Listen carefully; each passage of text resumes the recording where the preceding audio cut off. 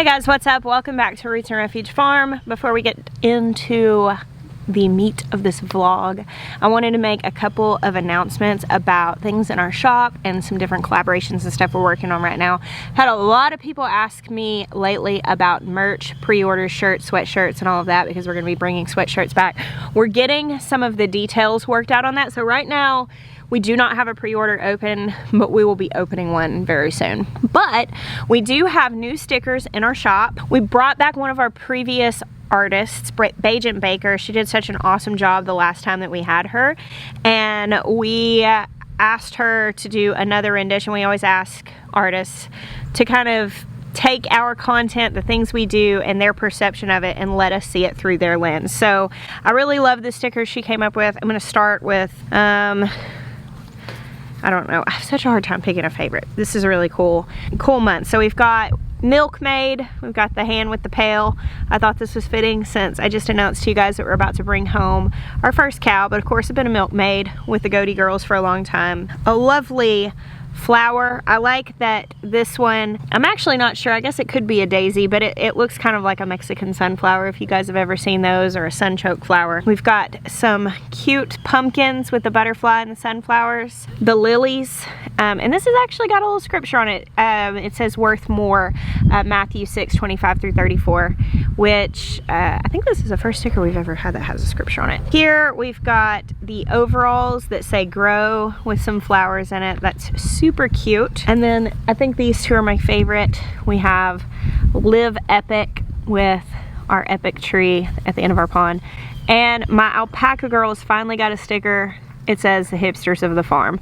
So these are going to be available in our shop starting now. They're listed and live. So we also have another thing that I have partnered with a small business. So this is a different link before anybody goes, I didn't see this in a shop. This is a completely separate link. I've partnered with a friend of mine. His name is Luke, and he has an Etsy store called Lofty Leather. And he has made 2 limited edition pre-order products. Now he's not waiting until a certain date to close the pre-order and start making them. He's steadily making them. So some people have actually already gotten theirs. I've been tagged in a few pictures. I announced this on Instagram first. But there is a traveler's journal that is completely beautiful. And that's the kind of journal that you can take the inserts out. It's like a cover that has little elastic bands, and so you can take the inserts out.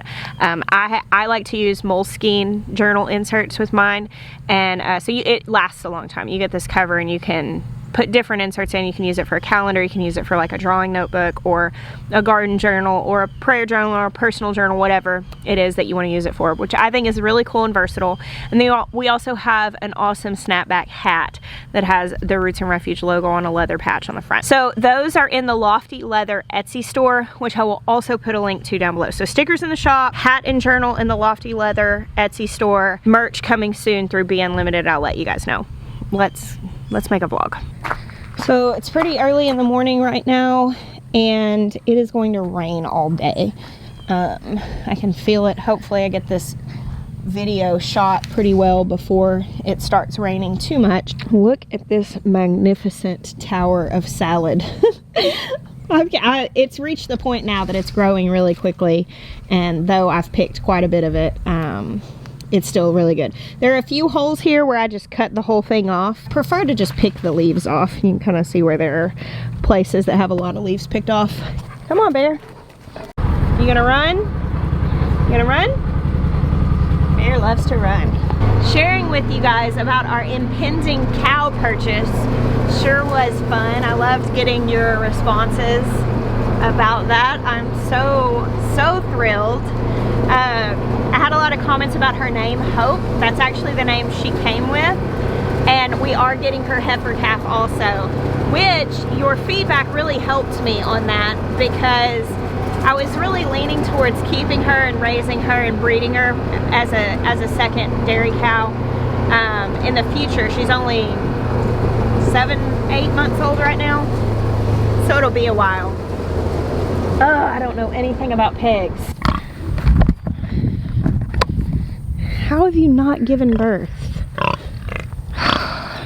Alright, I need to turn the power off so I don't get shocked. Well, it does definitely look like somebody has been nesting in the barn, which I like to see because, gosh, I really thought we would have babies by now. So I'm gonna go get their food just so I can get in here and make sure, because Clem still, she doesn't look quite, her belly doesn't look quite as tight as it was yesterday, and pigs pop back real quick, so I just want to look and make sure she's not hiding those babies in there, because they burrow down underneath the straw, and I can definitely tell it's more nested in than it was yesterday. Yesterday all the straw in there was still really fluffy, like nobody'd been laying on it, and I can tell now that somebody's been laying in there. So I was telling you about the heifer calf. I had done some reading online about red polls. So she's crossed with the Jersey, obviously, because Hope is her mom. And she's crossed with a red poll, which is, in a lot of cases, used as a meat breed, but a lot of people actually define those as dual purpose breeds. And that is one that produces enough milk to be worth keeping to milk, but is also hefty enough to keep for beef. And I really feel like keeping her around as like an all-purpose homestead cow would be beneficial, because being half Jersey, she's gonna be a pretty good producer. She probably won't produce quite as much or as much butter fat as a full Jersey, but I could breed her either way. So we could breed her against a beef bull and have offspring that would be good to keep for raising for beef. Or we could breed her back to a Jersey and have offspring that are almost fully Jersey. So we're gonna let her stay. I'm throwing around some names for her. I'm kind of thinking about Ginger and calling her Jenny because she's solid red. But I was also throwing around like Rose and Poppy and some other like red names. I think we're gonna go down the vein of red names. She's really pretty too. So I'm excited to have both of them on the farm.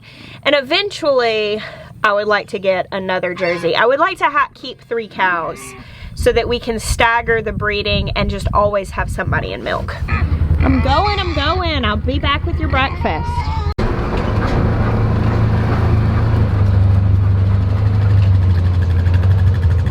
Hey, good looking. Hey. Would you come with me? I need to take food over to the pigs, and I need to get in there because I feel like Clem's looking a little less tight on the underside. I just want to make sure there's no babies in the barn. The hay is definitely tamped down and nested, so I just don't want to get in there without a backup. We have a policy on our farm: nobody gets in with pigs without somebody else there to spot them. Scooch! I'm the chauffeur. I don't anticipate that Clem or Doris would do anything. Both of those girls have been with me for, you know, years now. They both know me, but mamas can get kind of vicious if they feel like there's a threat to their baby. And pigs are just really big animals, and they're strong, and if you got knocked down, they could actually really hurt you. And so we don't ever get in with any pigs without having a second person there. We mowed this side of the pond, and we're working on cleaning out some brush and stuff. I sent my dad a picture. He goes, I could live there. Dad's got jokes. Yeah, he's got dad jokes. Cheesy ones. Just like you. He's a lot worse than me.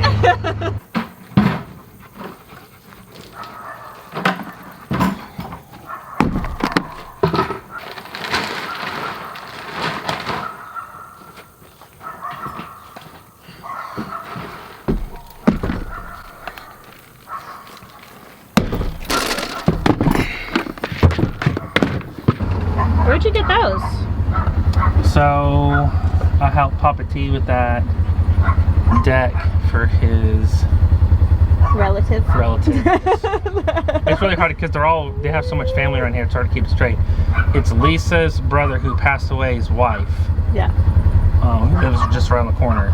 Anyways, her insurance company required her to do some work, and one of them was to take down these big pines next to her house. We asked the tree company if they'd cut the logs into usable, millable logs, and then we had to go get them.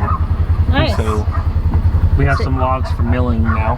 That's great. So we get asked a lot about milling wood and what our plans are with that. And a lot of people will say, well, are you going to mill all the wood to build your house? And in most cases, you're not able to do that. You might get like a lenient inspector that will allow you to use, what do they call, alternate materials? Is that it? I'm fairly certain in almost every state it's illegal to use wood that has not been inspected and stamped. Yeah. Also, wood has to be milled and then dried for the appropriate amount of time. And so we're not planning on milling wood to have all the lumber for our building projects. However, we could do things like trim work, barn stalls, like all of the like inside parts. Nothing structural. Nothing structural, but all of the finish work, you can do that within like code. Hey chickens! I'll get the fence. I'm gonna check for eggs. Okay. Good morning, girls. All right. We haven't been getting a ton of eggs, but we've been getting a few. Oh, this box is full of poop. Fantastic.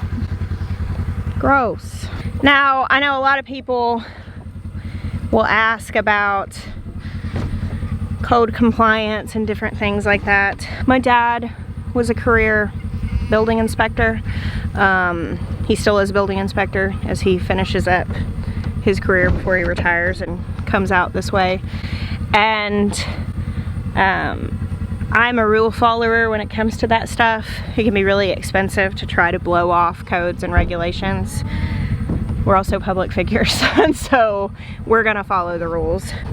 And I think it's good to know what the rules are. And I know some people decide to break them, and truly, like, they're the ones that, I mean, you have to take responsibility for it if you're deciding to break the rules, but it is good to know. And like, if you're planning on going and building some off-grid homestead, if you're gonna do it by code, like for instance, you're probably not gonna be able to mill all the wood for your house. And it's good to know that, especially if you're planning and thinking, I'm gonna do X, Y, Z. And there may be some places where you could get away with that, but a lot of places you won't be able to. Got a few eggs. I didn't bring anything to put these in. I've been getting between like 5 to 7 eggs a day, and that's not fantastic for the fact that I have like, how many hens do we even have anymore? 16, 15, something like that. 5 or 6 eggs is not a lot for 16 hens, but they've been moved around a lot, and so I don't expect just a ton from them right now. Plus 5 or 6 a day is enough for us to get by with. Hey girls.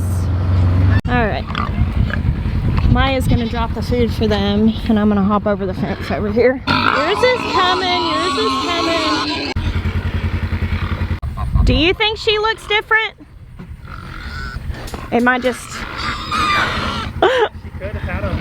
I might just be hopeful thinking. All right, let's come in here. See, this wasn't like this yesterday. Oh, okay. I don't think there's any babies in here. No. However, somebody is definitely nesting. We need to put a few chickens in here. This straw is full of crickets. No, no, no, don't you come chase me down. Do y'all know when I just think, that animal looks really close to giving birth, and I don't put anything on camera, then they give birth. But whenever I'm like, hey guys, I think they're really close to giving birth, and they're like, no, we're not. You don't know anything about us. Let's just make you wrong in front of tens of thousands of people. Last night, we were at a volleyball game at the boys' school, and I went in the bathroom, and some of the girls were in there, and they were like, hi, Miss Jessica, have your pigs had their babies yet? And I'm like, no, they haven't. They must be close, though. Did you find any hidden piglets? No, you would have heard me more excited if I did. I'm coming. Hey, goaty girls. Bear has to stay outside the fence because Gabriel is very dominant and protective of his goaty girls. Isn't that right, Gabe? Yes, it is. Man, I missed Jeremiah running. He was trying to outrun the bucks to the barn. This is the turkey breakfast song.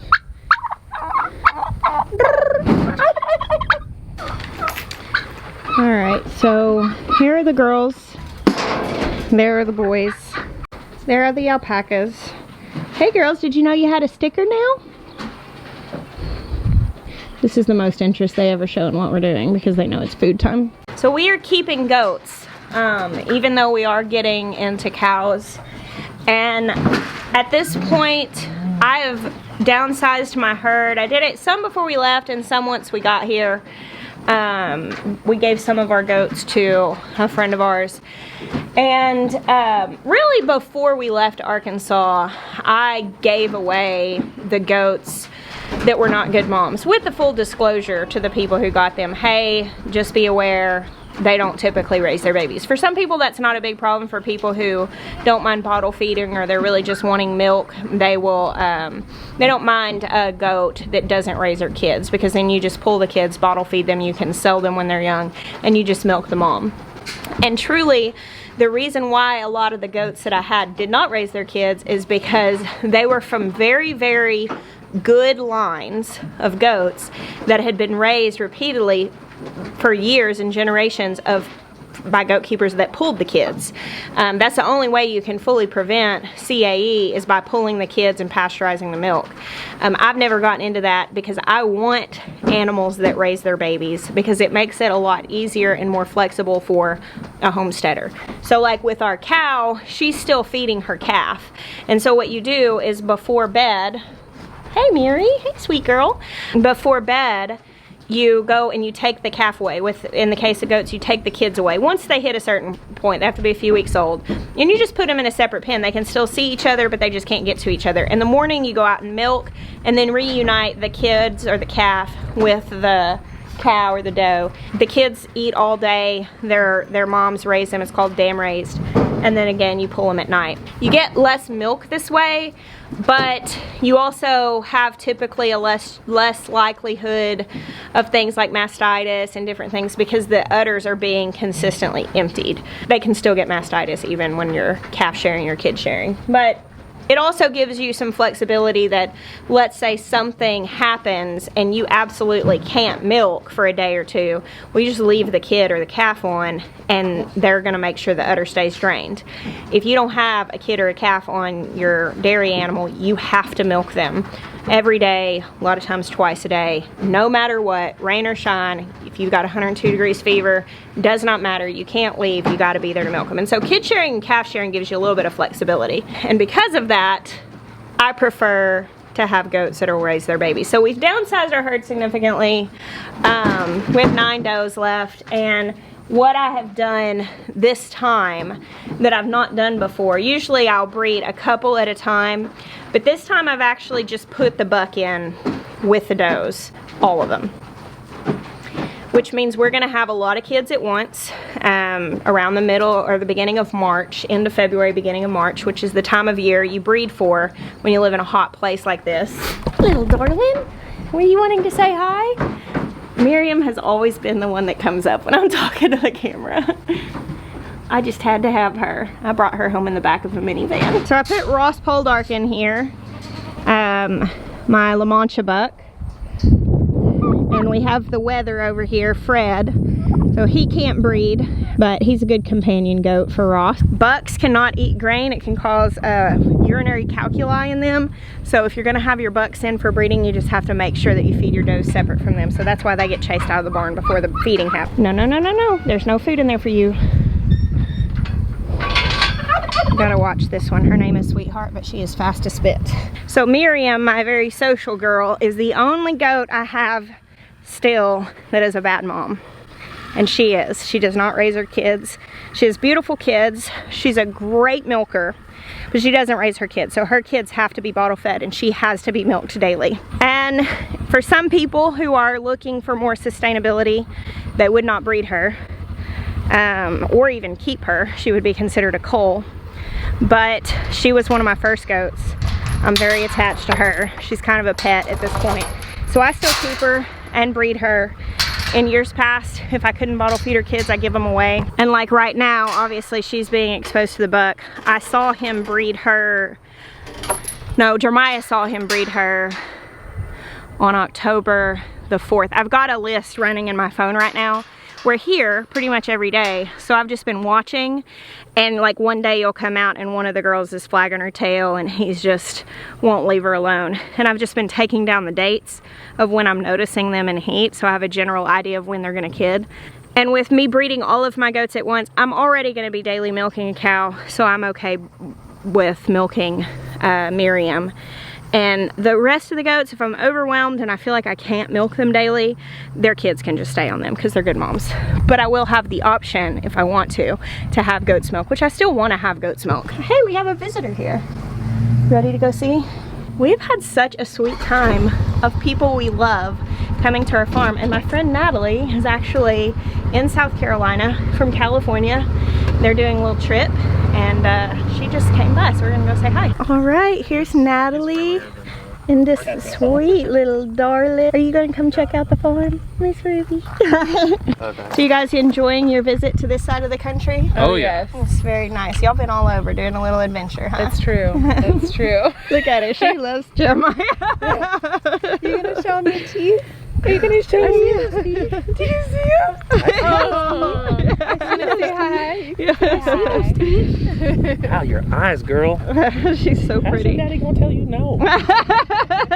He's like, I'm not. He doesn't. All right, guys. Well, I failed to sign off this video earlier. I was gonna go out and shoot some more, but the bottom just fell out. Got very rained on, and I think it's gonna continue doing that for the next several hours. So this is where we say farewell. Thank you for hanging out with us today. God bless you. Until next time.